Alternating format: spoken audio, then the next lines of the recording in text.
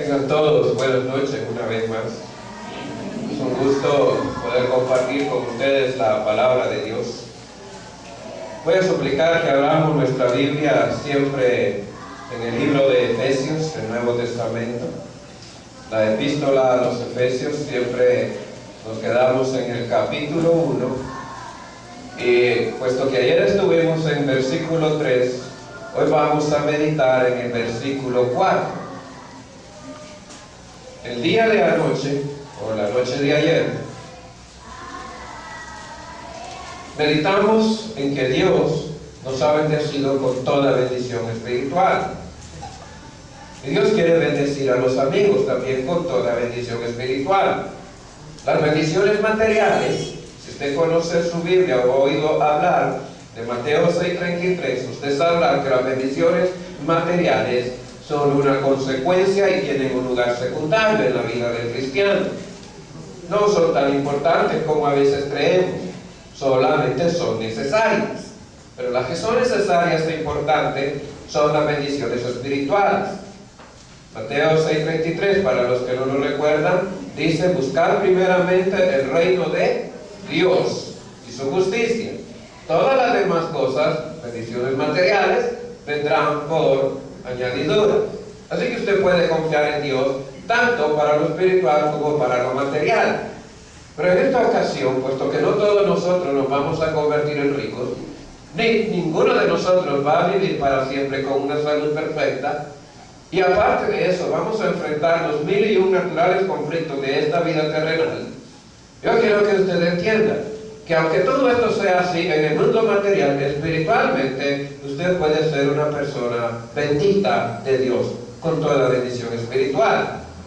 En esta noche quiero que meditemos en lo que dice el versículo 4, y versículo 4 nos introduce a un concepto bastante importante. Así que esta noche vamos a hablar acerca de ese concepto. Todas nuestras ideas van a girar alrededor de este concepto. Cuando usted lea el versículo, por favor lea el versículo y piense en esto. Estos versículos definen la identidad del cristiano. Muchas personas, no lo lean por favor todavía, pongan mi atención, yo lo voy a leer y ustedes lo van a leer conmigo, yo lo voy a leer junto con ustedes. Pero antes de leerlo, quiero que tenga esto en mente. Estos versículos definen la identidad del cristiano. Muchas veces, hermanos y amigos, los cristianos y las personas en general sacamos nuestra identidad, es decir, quiénes somos y cuánto valemos, incluyendo nuestro propósito para el cual existimos, lo sacamos de nuestros valores familiares, de los valores de trabajo y de los valores sociales. Tengo un amigo que hace muchos años, por muchos años en el pasado, una vez me encuentro con mi amigo. Para ilustrar a lo que me refiero, le voy a contar lo que él me dijo. Él es un arquitecto de profesión, tiene una pequeña empresa, pero todos los que trabajan en construcción por su propia cuenta y tratan de ser su propio jefe, ustedes saben que todo el que tiene un trabajo así, independiente, a veces tiene sus periodos de vacaciones, ¿verdad? No hay trabajo, simple y sencillamente. Entonces la esposa de él, que también es arquitecto, decidieron que cuando no tenían trabajo, ellos iban a poner en su casa una pupusería. Pero eso no le complacía a él mucho, porque él es arquitecto.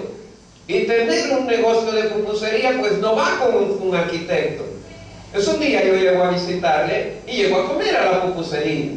Y yo recuerdo que él se acerca y me dice: ¿por qué pensó a lo mejor que yo le estaba juzgando por tener una pupusería? Y yo no llegué a juzgarle, yo llegué a comer. Y esperando que me hiciera rebaja, ¿verdad? Porque éramos amigos. Pero él pensó a lo mejor que le juzgaba, y entonces él se me acerca y me dice: Julio, yo estoy atendiendo aquí una pupusería, es cierto, me dijo. Pero mis zapatos, me dijo, valen $60. El pantalón que ando vale $80. La camisa que tengo vale $40. El reloj que tengo en este momento me costó $300. Así que yo ando aquí encima, me dijo, casi $500, si no más, me dijo. No porque esté atendiendo una pupusería, me dijo, yo soy un hombre pobre, soy un arquitecto, me dijo. ¿Usted entiende lo que digo? La gente dice: nosotros somos lo que tenemos y valemos las cosas cosas que tenemos. Si usted tiene un carro, usted es más importante y usted vale más. Si su casa es más grande que la del vecino, usted es importante más que el vecino, vale más que su vecino. Sacamos nuestra identidad y nuestro valor de las costumbres del mundo. Sucede frecuentemente. Los jóvenes la sacan de la moda, del lugar donde estudian. Por supuesto, no es lo mismo estudiar en el instituto de la colonia o de la ciudad, ¿verdad? Allá en San Marcos le dicen el gallinero, así que nadie quiere ir al gallinero a estudiar, quieren estar en un colegio. O se van a un instituto más famoso, de más renombre, fuera de la ciudad de San Marcos, y van a San Salvador o a otra ciudad más grande, porque eso les da cierta categoría. No necesariamente porque están buscando un lugar donde aprendan más, sino un lugar que tiene más fama. Los jóvenes se identifican o sacan su identidad y sacan sus valores y los sacan de la televisión, del cine y de la radio, de las canciones que oyen. Estoy explicando. Yo creo que una de las crisis que la mayoría de la gente tenemos es que no sabemos realmente quiénes somos, ni cuánto valemos. Y esta noche yo quiero que usted analice conmigo un solo versículo de la Biblia. Vamos a mencionar 2 o 3 más, pero quiero que analicemos un solo versículo y que ojalá, con la ayuda de Dios, en esta noche usted pueda entender quién es y cuánto vale a los ojos del Señor. Ahora lea usted conmigo el versículo 4.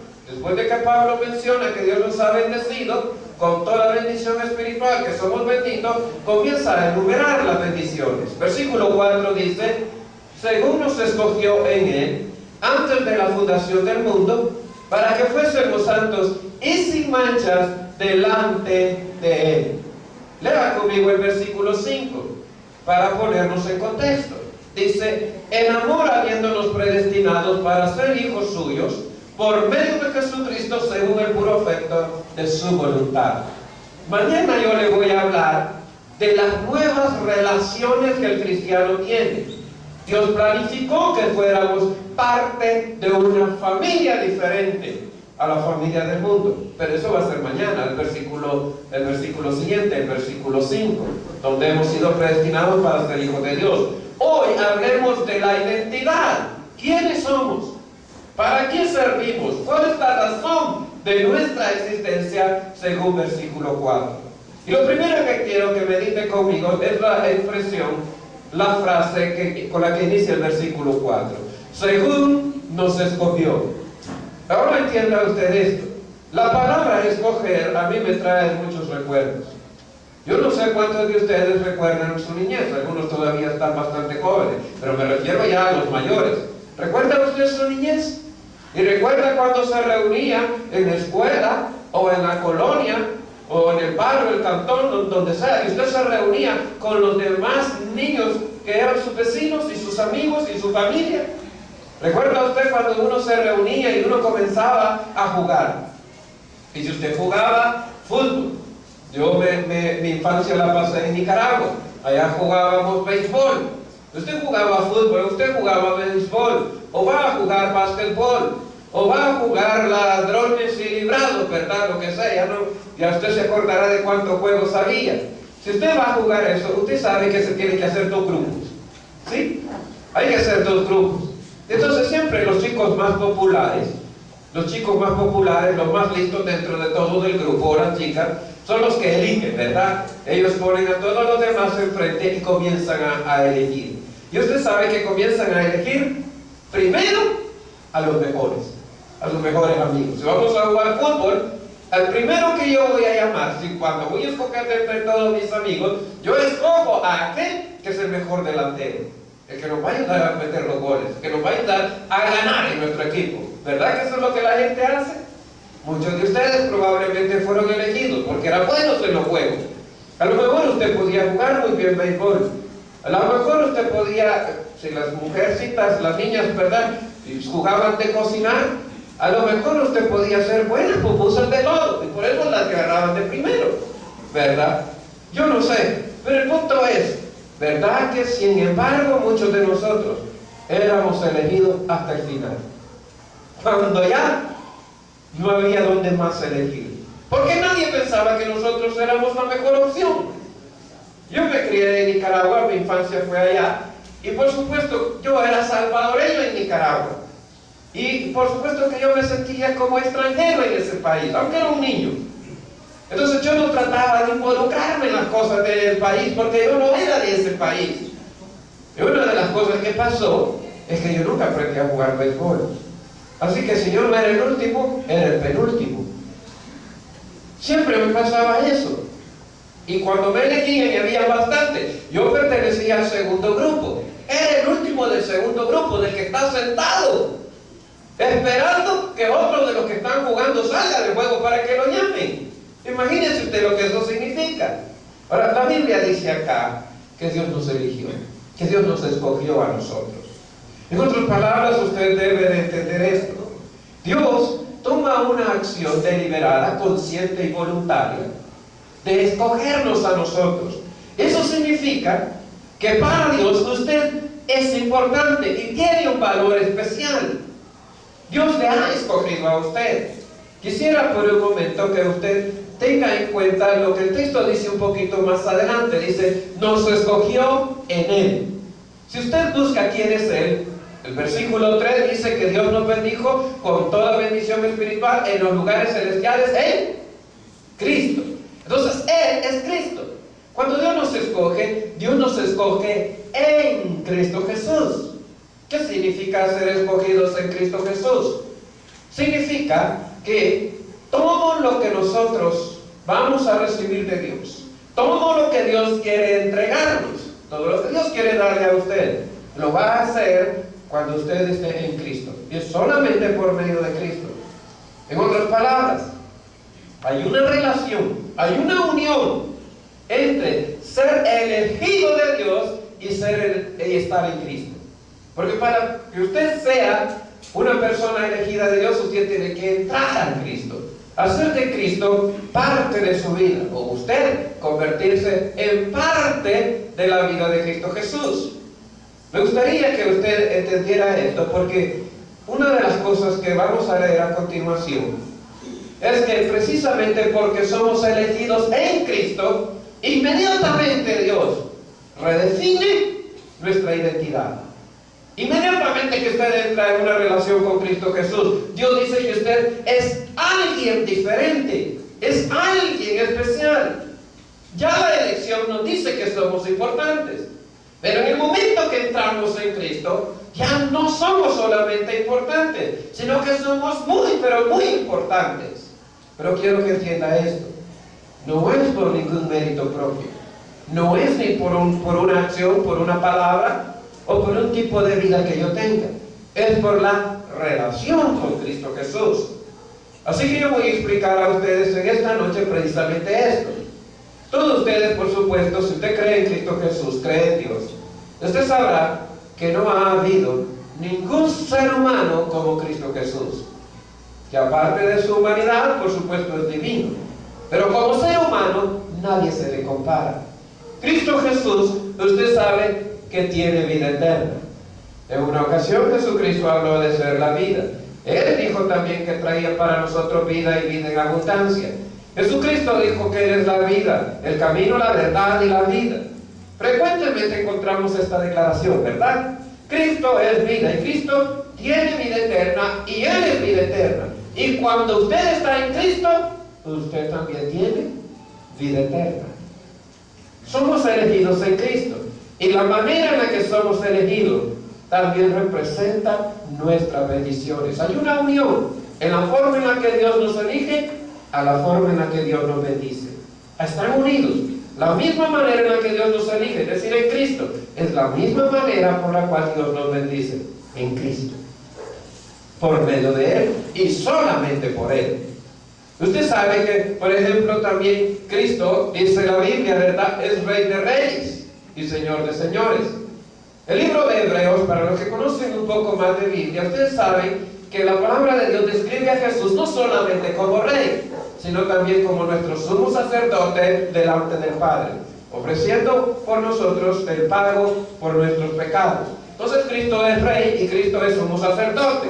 Y cuando usted entra a Cristo, amigo, ¿saben qué se convierte usted? El apóstol Pedro lo dice, nos convertimos en real sacerdocio de Dios. O sea, la manera en la que somos elegidos es la misma manera en la que somos bendecidos. Nuestra identidad, nuestro valor, nuestra importancia es una importancia y un valor que se desprende de la importancia y del valor de Señor Jesucristo. Tan importante como Cristo es, usted se convierte, porque usted entra en Él. La Biblia dice también, y eso es lo que hemos leído en estos pasajes. En el versículo 3 hemos leído que Dios nos pone a nosotros en lugares celestiales. ¿Sabe por qué? ¿Sabe por qué nosotros somos bendecidos con toda bendición espiritual en los lugares celestiales? Porque estamos en Cristo. ¿Dónde está Cristo sentado en este momento? A la diestra del Padre en los cielos. Y porque Cristo está en los cielos, cuando yo estoy en Cristo, soy bendecido.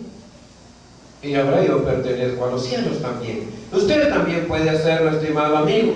Por eso nosotros ocupamos una posición espiritual en los cielos, porque Cristo está en los cielos. Hay otras dos cosas o tres cosas que el texto menciona aquí. Dice que Dios nos escogió de antes de la fundación del mundo para que fuésemos, número uno, santos. ¿Quién es el santo de santos? Cristo Jesús. Y porque Cristo es santo y yo entro en Él, entro en una relación con Él, yo también me convierto en santo. Yo voy a explicar a ustedes esto de la santidad. Pero primero quiero que entiendan que esta bendición es en Cristo. Porque Cristo es santo, Dios a mí me da la bendición de la santidad. Porque Cristo es santo, a ti, hermano y amigo, Dios te da o te puede dar la bendición de la santidad. Cristo es puro, ¿verdad? Cristo es sin pecado, Cristo es sin culpa, Cristo no tiene nada de que avergonzarse, nunca hizo lo malo. ¿Saben ustedes eso, verdad? Cristo moralmente es perfecto. Por eso la Biblia dice que cuando yo entro a Cristo Jesús, yo me convierto no solamente en santo, sino también en una persona limpia y pura, porque soy, según Efesios 1:4, soy sin mancha. Porque Cristo es moralmente perfecto. Porque Él es recto moralmente. Cuando yo entro en Él, yo recibo esto. No es que yo tenga méritos para tal cosa. Es algo que recibo en Cristo Jesús. Porque Él es sin pecado. Usted y yo podemos ser y somos sin mancha. Esto es el plan de Dios para la humanidad. Quiero que piense conmigo ahora en esto. Hemos hablado que hemos sido elegidos por Dios. Eso es un honor. Yo mañana les explico a ustedes cómo este honor es todavía mucho más grande cuando Dios nos convierte en parte de su familia. Pero entienda por lo menos hoy, ser elegido es un honor. Y Dios no nos elige por nuestros méritos. Nos elige por los méritos de Cristo. Y en Cristo nosotros gozamos bendiciones. Quiero que piensen en la segunda expresión que aparece en el texto. Somos nosotros elegidos en Cristo. ¿Cuándo? ¿Cuándo dice su texto? ¿Cuándo dice su Biblia? Antes de la fundación del mundo. Antes de la fundación del mundo. Antes de la creación, amigo y hermano. Dios ya nos había elegido. Fíjense ustedes. Qué importante es esto. Antes de que el mundo comenzara a existir, Dios ya sabía que habíamos de existir y ya nos había elegido para que fuéramos todo lo que podíamos llegar a ser en Cristo Jesús, para que obtuviéramos todo lo que podemos llegar a obtener en Cristo Jesús. Dios ya lo había elegido antes de la fundación del mundo. Ese era el plan de Dios. Crear al hombre y elegirlo para ser santo y para ser limpio, sin mancha. Elegido para estar delante de Él, así como está Cristo. Piense por un momento conmigo en Génesis capítulo 1. ¿En cuántos días creó Dios la tierra? Con todo lo que hay en ella. Según Génesis capítulo 1, 6 días. ¿Y recuerda usted cuando aparece el escritor Moisés? Inspirado por el Espíritu Santo, comienza a contarnos lo que sucede el primer día. Y el primer día, el Señor Dios, nuestro Creador, está delante de una tierra desordenada y vacía, y Él dice: sea la luz, y fue la luz. Ustedes saben que el hombre fue creado el último día, el sexto día. Entonces, cuando el primer día pasó y Dios vio que había hecho algo bueno, Él dijo: solamente nos quedan 5 días más. Y yo quiero que entienda esto. Bueno, la Biblia no dice eso, pero ¿qué dice la Biblia aquí en Efesios? Dios nos eligió a nosotros antes de la creación del mundo, antes de que las cosas existieran, es decir, antes que Dios dijera sea la luz, ¿qué estaba pensando en nosotros? ¿Entienden esto? Entonces, cuando el primer día en la fundación del mundo Dios dice sea la luz, Él sabe que solo faltan 5 días más para hacernos a nosotros, porque eso es lo que está pensando Él.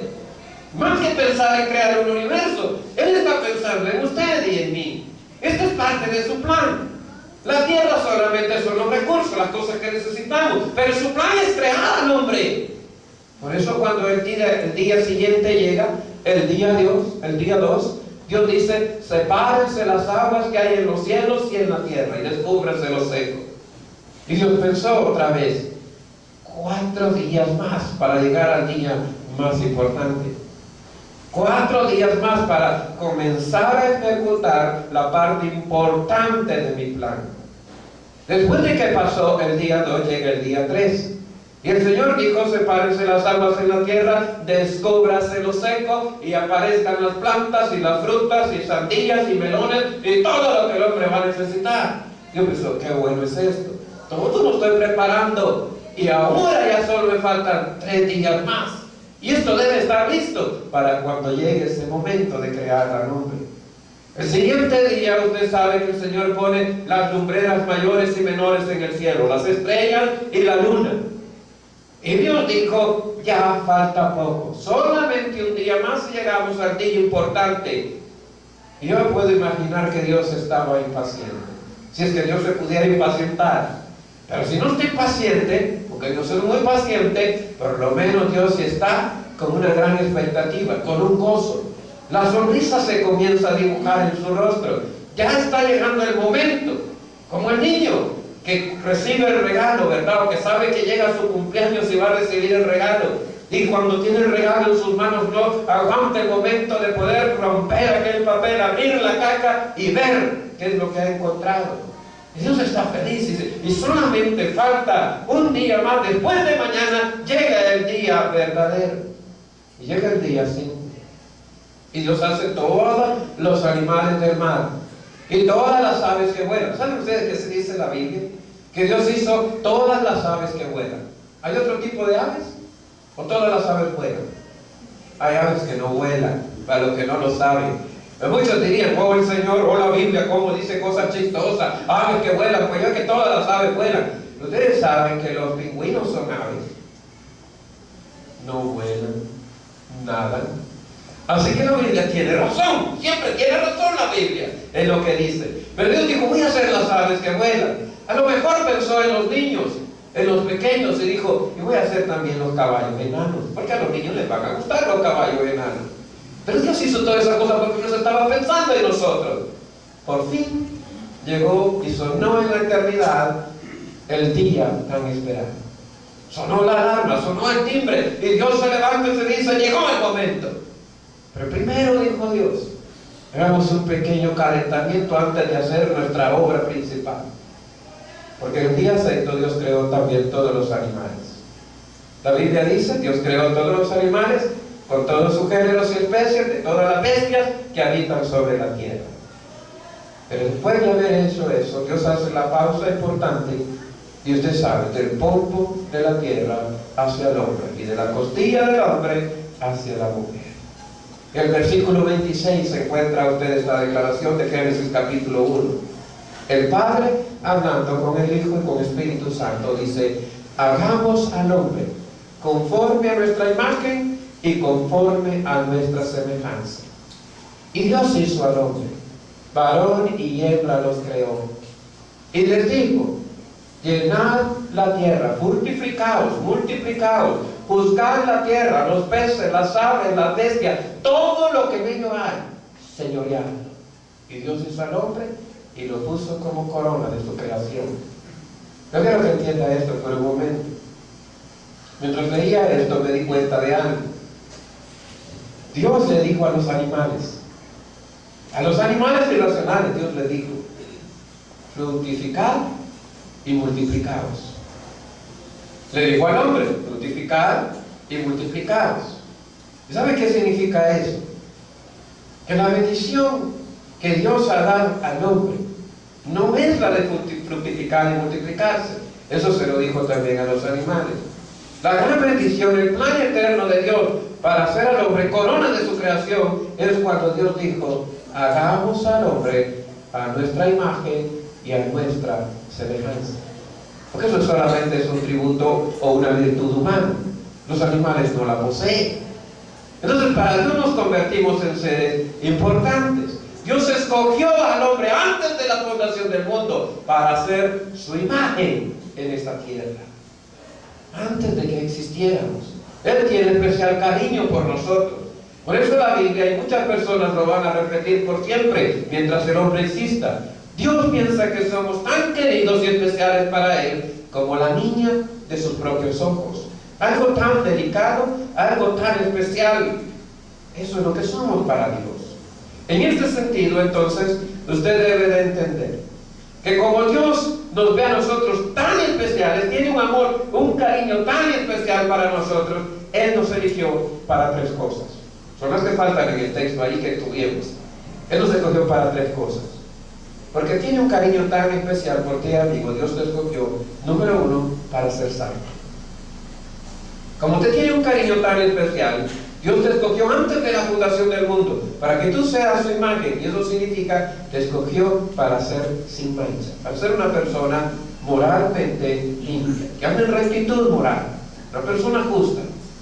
Como Dios te tiene un cariño tan especial, Dios nos escogió para vivir delante de su presencia. Si usted lee el resto del texto, dice, ¿verdad? Santos, sin mancha, delante de Él. ¿Quién es Él ahí? Ahí no es Cristo. No. Bendito sea el Dios y Padre de nuestro Señor Jesucristo. ¿De quién habla primero? De Dios Padre, ¿verdad? Dios y Padre nuestro Señor Jesucristo, que nos bendijo con toda bendición espiritual en los lugares celestiales en Cristo. Y luego el versículo 4 dice: según nos escogió. ¿Quién nos escogió? Dios Padre. En Él. ¿En quién es Él? En Cristo. El Padre nos escoge en el Hijo. Dice: antes de la fundación del mundo, para que seamos santos y sin mancha delante de Él. Él es el que nos escoge. ¿Quién nos escoge? Dios Padre. Entonces Dios te tiene tanto cariño que te ha escogido para ser santo, para ser libre de culpa, limpio, y para estar en su presencia. Y déjeme explicarle ahora entonces el siguiente punto. ¿Qué significa ser escogidos para ser santos? Porque antes de la fundación del mundo, esto es lo que Dios planeó para nosotros, planeó para usted. Ahora yo quiero que entienda esto en primer lugar. Ser santo, primero, no es lo que la religión tradicional nos ha tratado de hacer creer o ha hecho creer a mucha gente. No es ser un muñeco que sirve para adornar iglesias o para adornar paredes en las casas de las personas. Claro está, yo no niego que muchos somos tan lindos que parecemos muñecos, pero no se trata de ser de ese tipo de muñecos. No se trata de ser de ese tipo de muñecos a que la gente mira en alto como algo especial. Cuando Dios dice que nos escogió para ser santos, no se refiere a eso en ningún momento. Y no se refiere a ciertos cristianos, entre miles de millones de cristianos. Se refiere a todos los cristianos. Se refiere a todo ser humano. No que todo ser humano es santo. No estamos diciendo eso. Estamos diciendo que aunque no todo ser humano es santo, todo ser humano ha sido elegido para que en Cristo llegue a ser santo. No por méritos propios, sino por los méritos mismos de Cristo Jesús. Otra cosa que la palabra santo no es, no significa que seamos perfectos, es decir, en el sentido de que seamos sin pecado. Porque los cristianos también eventualmente, sujetos y expuestos a la tentación, cometemos pecado. No debe ser nuestra característica. No debe de ser por lo que la gente debe de conocernos. Jamás. Eso no es un cristiano. Si practicamos el pecado, no somos cristianos. El cristiano no practica el pecado, pero está expuesto, recibe tentaciones. De vez en cuando el cristiano también peca. Por eso santo no significa alguien que no ha pecado nunca, o que no va a pecar jamás. Ni tampoco significa alguien que hace milagros. Porque dice que no son los santos, ¿verdad? Que hacen milagros. Los milagros siempre los hace Dios. La palabra santo, como la palabra santidad, tienen la misma raíz, tienen el mismo significado en esencia. Si usted practica santidad, si usted es santo, la Biblia dice que ser santo significa ser apartado o separado del mundo para un propósito especial. Eso es todo lo que significa. Claro que ese significado es importante, es impactante, está cargada de cosas importantes. Pero lo que la Biblia está diciendo es que somos apartados del mundo para servir a un Dios vivo y verdadero. Por supuesto que esa separación del mundo, amigo y hermano, es lo que nos hace a nosotros personas extraordinarias. Ya no somos cosas ordinarias o comunes. Entonces, ¿qué es usted delante de Dios y en Cristo Jesús? Ustedes son santos. Se convierte en una persona extraordinaria. Anoten por favor los que quieren anotar, porque no vamos a leerlo. Pero en el Evangelio según San Lucas, capítulo 8, y en otras partes de los Evangelios, porque hay más de una narración del mismo suceso, pero en San Lucas, capítulo 8, versículos 23 al 27. Y oyeron como dije, ¿verdad? San Lucas. Porque hermano Lucas, el que escribió ese Evangelio y el libro de los Hechos, es santo, como todos aquellos que están en Cristo. Así que es cierto que es San Lucas, que es una disminución de santo, ¿verdad? Entonces, igual que usted, si usted está en Cristo, ¿verdad? Usted es santo. Pero nuestro hermano San Lucas, en el capítulo 8, del versículo 23 en adelante, nos cuenta una historia maravillosa. Es una historia que a mí siempre me ha gustado. Sucede que Jesús y sus discípulos están cruzando el mar de Galilea, de un lado hacia el otro, de una orilla al otro lado del lago. Sucede que entran en la barca. Jesucristo ha tenido un día cansado, ha hecho muchas cosas ese día, se ha levantado muy temprano, ha atendido a la gente, ha predicado, entra en la barca y Jesucristo busca el fondo de la barca, busca una esquina por ahí y Jesucristo se acuesta a dormir. Todos los discípulos están en la barca con él. La Biblia dice literalmente, y utiliza la palabra griega mega, para decir que se levantó allá en la madrugada, se levantó una mega tormenta, es decir, una gran tormenta. Acuérdense ustedes que varios de los discípulos, no todos ellos, pero varios de ellos, son pescadores. Es decir, son gente que están acostumbradas a tratar con el agua, con el agua, con el mar. Ellos saben cómo manejar una barca, saben cómo enfrentar una tormenta. Pero esta no es una tormenta rutinaria, esta es una gran tormenta. Alguno de ellos pensó inmediatamente, despertemos a Jesús porque parece que nos vamos a hundir. Pero otros de haber pensado, esperemos un poquito más, nosotros podemos salir de esto. Porque la Biblia dice que batallaron bastante tiempo en contra del mar, en contra del agua, en contra del viento, pero no avanzaban nada. Entonces se desesperaron, y tenemos por cierto nosotros un canto, ¿verdad? El número 102, Bravo al amado maestro, ¿se acuerdan de ese canto? Se desesperan y llegan donde Jesús y le dicen, maestro, despierta, ¿no te importa que vamos a perecer? Vamos a morir. Para ellos, en su mente, en su corazón, ellos ya tienen una sentencia, muerte, de esta nos salimos. Y despiertan a Jesús para que Jesús, a lo mejor según ellos, muera junto con ellos. Pero Jesucristo se levanta y los reprende. Hombre de poca fe. Eso con sus palabras. Jesús, ¿cómo es que nos regañas? Estamos a punto de morirnos y nos vamos a morir peleando. Es que son gente de poca fe. Jesús había dicho vamos al otro lado. Y si Jesús dijo vamos al otro lado, ellos tenían que estar seguros que iban a llegar al otro lado. Entonces Jesús les dice, hombres de poca fe. Y luego volviéndose al mar, volviéndose al viento, Jesucristo dice aquellas palabras. 2 o 3 palabras: calla y enmudece. ¿Y sabe qué dice la Biblia que pasó? Todo calma. El viento cayó, las aguas se enmudecieron. Jesús regresa a su campo. Y dice la Biblia que todos los discípulos ahí, los apóstoles, comienzan a pensar y a decir entre ellos, a hablar entre ellos: ¿quién es este hombre? Ya le conocen, pero no lo suficiente. Pero ese milagro les hace hacerse esta pregunta: ¿quién es este hombre? Ellos no dijeron: ¡qué maravilloso Dios! No. Por un momento pensaron realmente: ¿cuál es la identidad de este hombre? ¿Quién es él? Que el mar y el viento le obedecen. ¿Y saben qué aprendieron ellos en ese momento? Que ese hombre era alguien extraordinario, era alguien especial. Ese es el mismo sentido, ese es el mismo significado que usted debe de trasladar cuando usted oye la palabra santo. Santo describe a personas extraordinarias y especiales, nos diferencia de las personas comunes.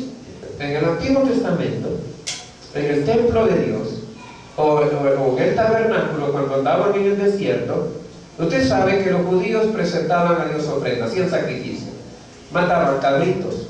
Nosotros diríamos, ¿verdad?, hacían barbacoas gigantes.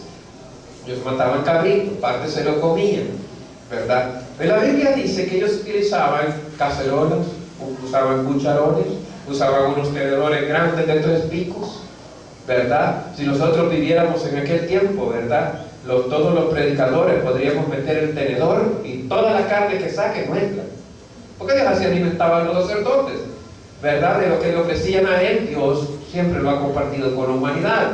En el templo lo compartía con los sacerdotes. ¿Verdad? Qué bonito, ¿verdad? Quisiéramos barbacoa, que ustedes hagan una barbacoa en honor a Dios y me inviten y yo meta un tenedor, pero de esos grandotes, ¿verdad? O un cucharón, lo meto y todo lo que saque es mío, ¿verdad? Eso sería bonito que lo practicáramos todavía, pero eso ya pasó.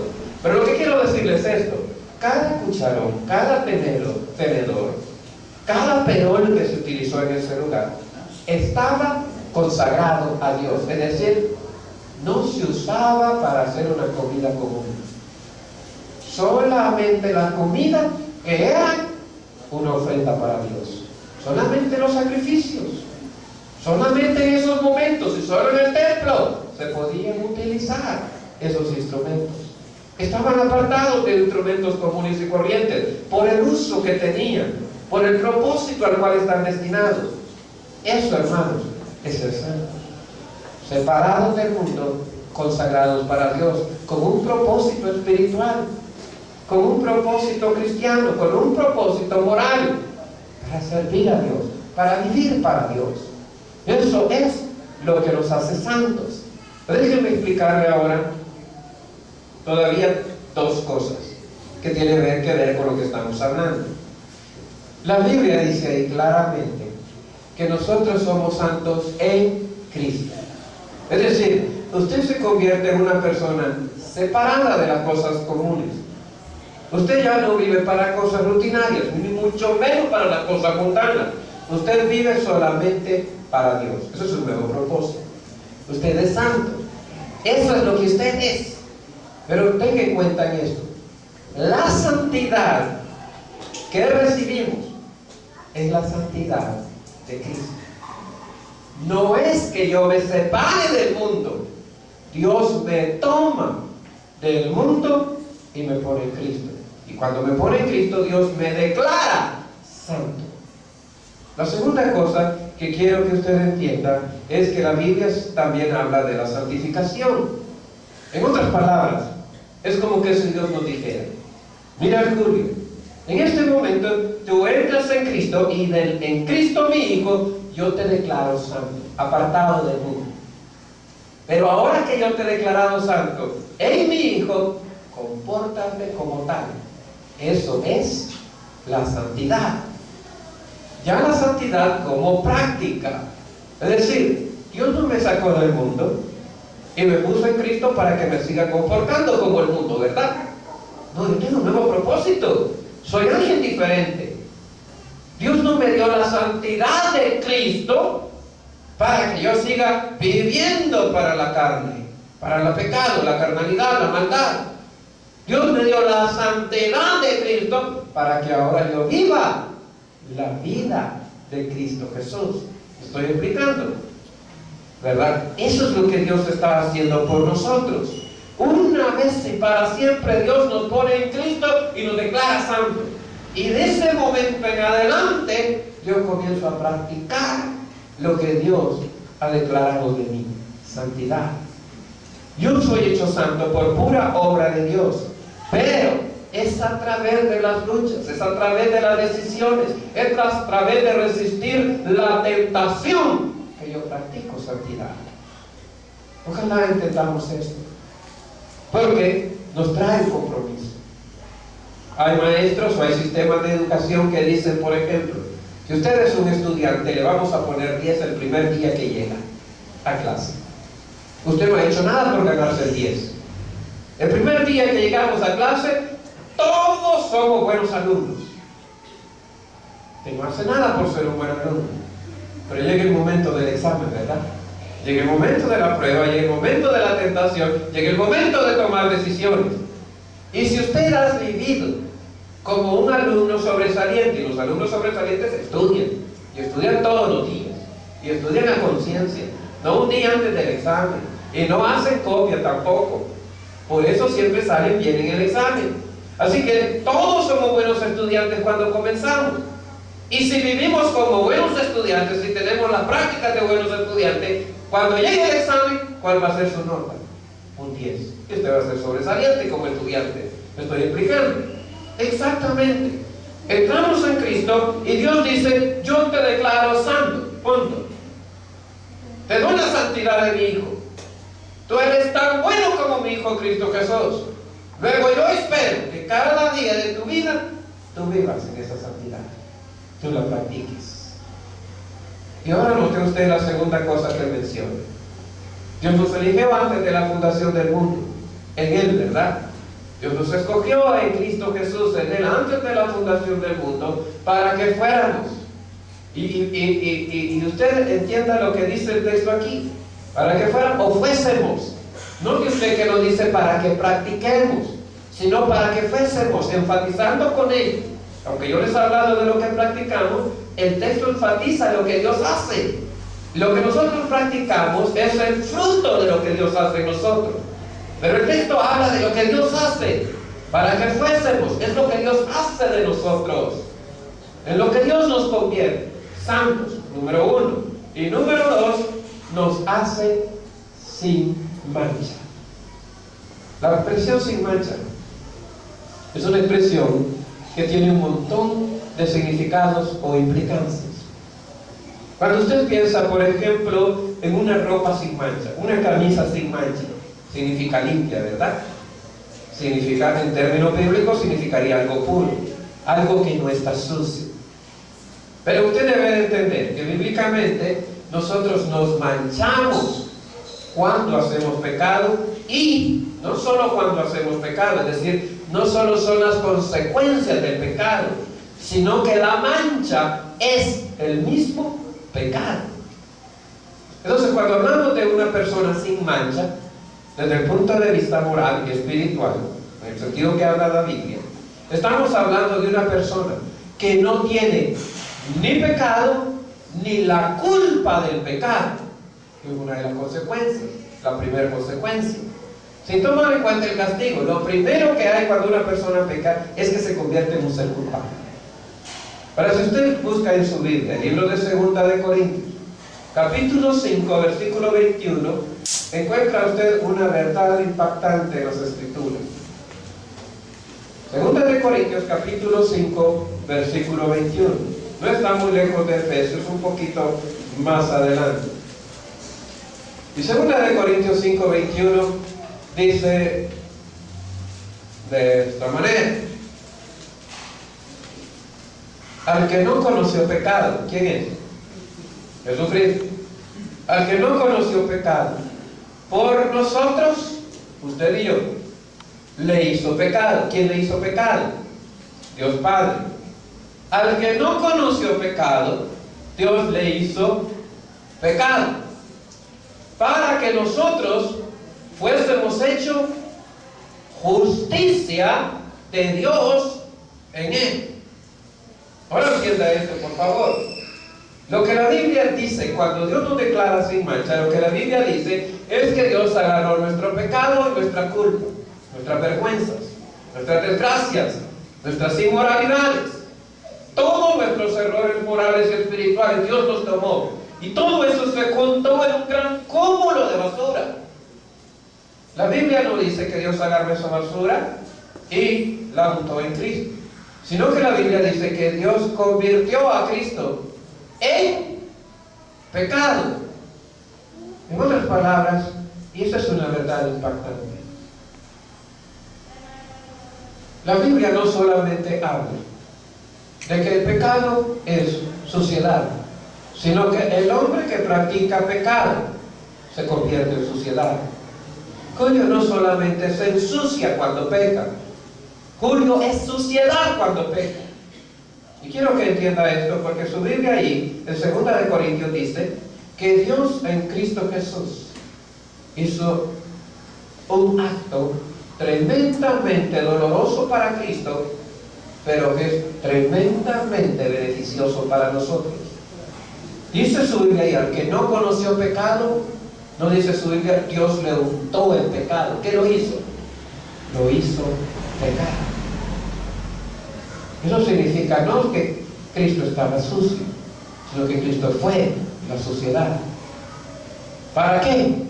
Para que en Él Dios a nosotros nos hiciera, dice su palabra ahí, justos.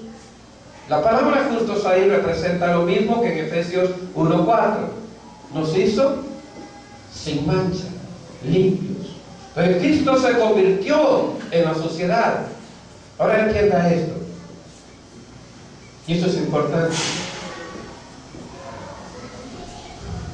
Nuestro pecado y nuestra culpa no solamente fueron colocados sobre Jesús, sino que Cristo Jesús se convirtió en nuestro pecado y en nuestra culpa.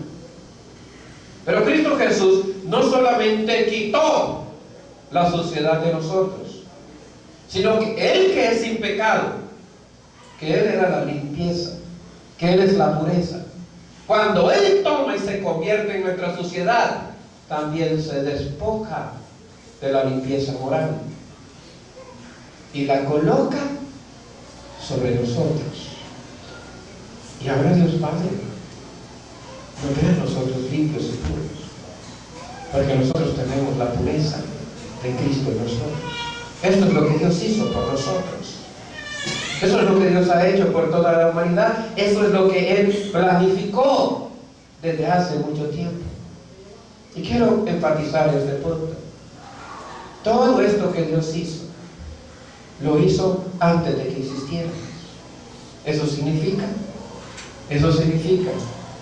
que Dios nos amó tanto, que aún sabiendo que le íbamos a ofender y que nos íbamos a rebelar de una manera despiadada en contra de Él, aún cuando íbamos a negar su propia existencia con nuestras palabras y con nuestras acciones, aún cuando sabía que tú ibas a escuchar el Evangelio y que probablemente te vas a marchar aquí sin que te importe lo que has escuchado, sin querer cambiar tu vida, aún así, dice la Biblia que Dios planificó mandar a su Hijo para que su santidad, su separación, su dedicación al Padre se acreditara a nosotros. Aún así decidió mandar a su Hijo para que su Hijo no solamente fuera cargado con nuestra suciedad, sino que se convirtiera en la misma suciedad, y a cambio de eso se despojaba de toda su pureza y nos la entregaba a nosotros. Dios todavía aún así lo hizo, a pesar de lo que nos habríamos de convertir. Y si usted lee, por eso leímos el siguiente versículo ahí en Efesios, si usted lee en el versículo 5, la primera palabra es: Dios lo hizo esto en amor. En amor nos predestinó. Más adelante y en otra ocasión vamos a hablar acerca de la gracia, porque Dios lo hace también por gracia. No merecemos ninguna de las cosas que Dios hizo, pero Él las hizo porque nos ama. Cualquiera de nosotros entonces no podemos decir ni que somos santos, ni que somos puros por nuestros propios méritos. Y usted, amigo mío, por increíble que esto le parezca, a pesar de la vida que usted ha llevado, a pesar de sus pecados, a pesar de su carácter, a pesar de las maldades que haya cometido, en el momento que usted entre en Cristo, Dios dice: usted es santo y usted es limpio, porque le atribuye todos los atributos de Cristo. Las virtudes de Cristo pasan a ser suyas, sin importar lo que haya hecho, lo que haya dicho, lo que haya pensado, lo que haya sentido. Por horrible que eso sea, Jesucristo lo toma y se despoja de sus cosas buenas y las pone en nosotros. No es mérito en nosotros, es puro amor de Dios, es pura gracia de Dios. Por eso nunca debemos de hablar de que nosotros hacemos esto o aquello para lograr nuestra salvación, porque eso sería restarle importancia y valor al plan eterno de Dios y al sacrificio de su Hijo. Romanos capítulo 6, versículo 23. Ustedes conocen ese versículo mucho, ¿verdad? Ustedes conocen lo que la Biblia dice ahí. La paga del pecado es muerte, mas la dádiva de Dios es vida eterna en Cristo Jesús. Siempre va a ser así. Es un regalo gratuito. No lo puedo comprar, no lo puedo ganar, no puedo hacer nada. Solamente poner en dejar que Dios en Cristo Jesús me regale estas bendiciones. Déjenme considerar la última expresión. Dice su Biblia en versículo 4: según nos escogió en Él antes de la fundación del mundo, para que fuésemos santos y sin mancha delante de Él. Delante de Dios. Santos y sin manchas delante de Dios. Si yo tratara de llegar delante de Dios sin Cristo, y yo le comienzo a contar a Dios: Dios, yo he sido bueno, he perdonado a los que me ofenden, he tratado de no ofender a nadie, he tratado de nunca faltar en los cultos, siempre que la gente me puede ayudar, he tratado de ayudarles en todo lo que puedo, he tratado de ser bueno y ser perfecto y ser recto delante de ti, Dios. Cuando yo llego delante de Dios y hablo así, a Dios yo no lo puedo engañar. Dios me va a decir: has hecho muchas cosas buenas, pero no me han dicho nada de las malas. Y sucede que he hecho también muchas cosas malas. Y sucede que usted también lo ha hecho. Entonces delante de Él yo no me puedo presentar con mis méritos. No le puedo llamar a Él obras mías, para con eso estar en paz con Él. La Biblia dice, y usted conocerá en estos textos, la Biblia dice, Dios dice: sed santos porque yo soy santo. Y también dice, ¿verdad?, que sin santidad nadie verá al Señor. Entonces, para poder estar yo delante de Dios, para poder acercarme a Dios en su perfección, en su pureza, yo tengo que ser santo. Pero si yo me presento con mis obras, no puedo engañar a Dios. Esa no es santidad, esa no es pureza, esa no es limpieza. La única pureza y limpieza que yo puedo tener para acercarme a Dios es la pureza de su Hijo Jesucristo. ¿Me estoy explicando en esto?